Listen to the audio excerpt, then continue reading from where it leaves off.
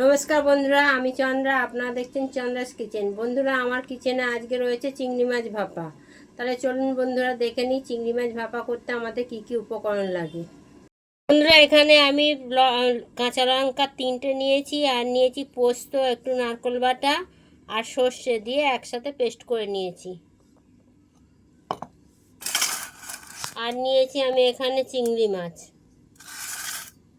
আর এখানে আমি নিয়েছি 3টে কাঁচা লঙ্কা।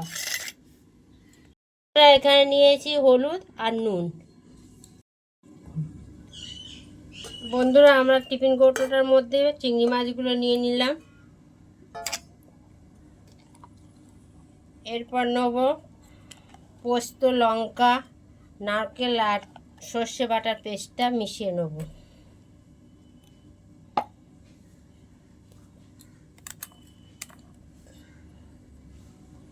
নেব পরিমাণ মতো নুন,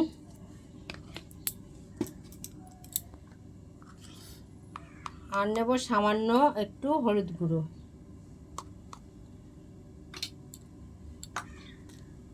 এর মধ্যে আমি দিয়ে দেবো সর্ষের তেল, দিয়ে আমি ভালো করে এটাকে মাখিয়ে নেব।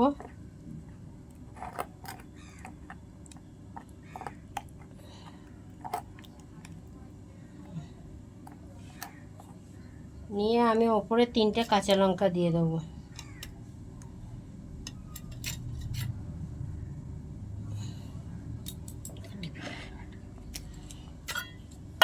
দিয়ে আমি টিফিন কৌটোর ঢাকনাটা বন্ধ করে দিলাম।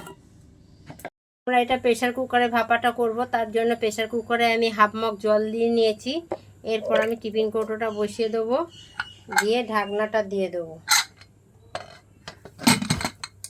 দিয়ে দিয়েছি। এরপর আমি 3টে সিটি পড়লে আমি এটাকে কুকারটাকে বন্ধ করে দেবো।